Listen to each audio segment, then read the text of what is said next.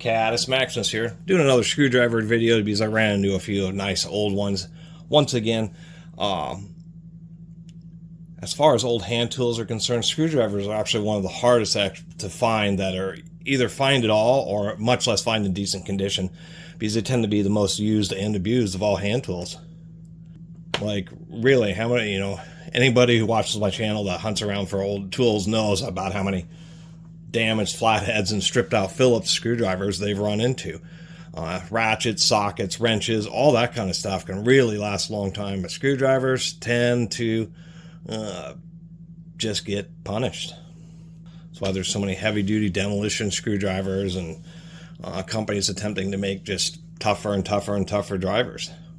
So it was neat to run into this old Bonney where we have the little triangle hazard logo. A lot of these companies do not do a very good job of marking their tools, and it can be nearly impossible.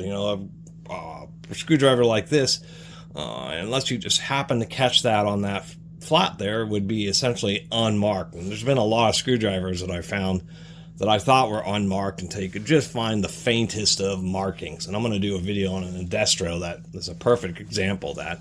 Many companies, even pretty nice tools and screwdrivers, will use like silk screening on their screwdrivers, which wears off in milliseconds, and that's such a shame. This one's definitely stood the test of time. Has had channel locks or vice grips or something used on it occasionally, or in its past at some point, I should say. Stem doesn't go particularly deep in the screwdriver handle, but I do like this little forged nub. The reason that these types of nubs exist on screwdrivers is because if you're using them as a chisel and hammering on them, it prevents the stem from sliding up into the handle. Although this one doesn't look like it's actually been hammered on that much. Being a Bonney, I'm knowing that this is going to be chrome vanadium steel, even though they didn't stamp anything at all onto the stem of the screwdriver, which is where they should have put their logo in the first place. Bonney Tools was one of the earliest in the 1920s to use chrome vanadium steel in their tools, and it really shows. Surprisingly enough, even though it's had vice grips and stuff used on it, very old screwdriver, more than half a century old, I looked at the tip and I thought, my goodness, this is a worthy find. It's also a pretty large screwdriver. Definitely, I'm not so into digging up smaller old screwdrivers just because they just don't seem like it's something I would want to collect as much. And so when I do look for screwdrivers, it tends to be bigger, number 3, number 4 Phillips vintage screwdrivers, because they tend to be very low use, and large flatheads. And that's exactly what this Bonney is. Maybe to do a little bit of contemporary comparisons, I did do a video about this Roscoe two-fister. It got a decent amount of views, mainly because it's a screwdriver called the two-fister, the big old giant handle.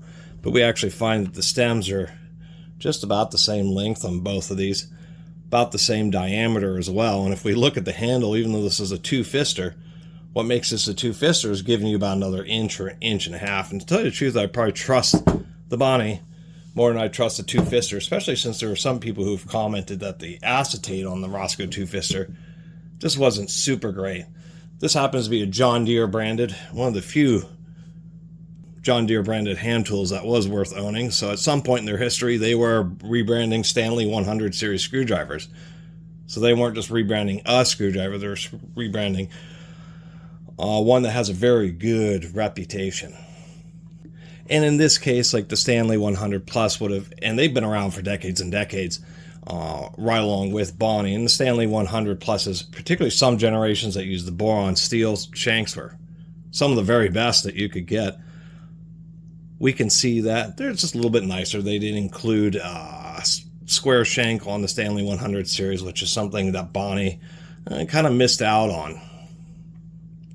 That, or maybe at least putting a couple flats up here so it would have been easier, so you wouldn't end up with the situation where you're using vice grips on the handle. So not quite as good as the 100 series, maybe not quite as big a grip as the Roscoe two-fister, but nonetheless a cool big old screwdriver, and not many videos on YouTube about old Bonney screwdrivers for the aforementioned reasons. Screwdrivers get beat up and tossed out, so they're hard to find, particularly vintage ones. Another thing I've been noticing is that acetate handles have been used for a long time on tools. And depending on the grade of the acetate, some don't hold up and some do.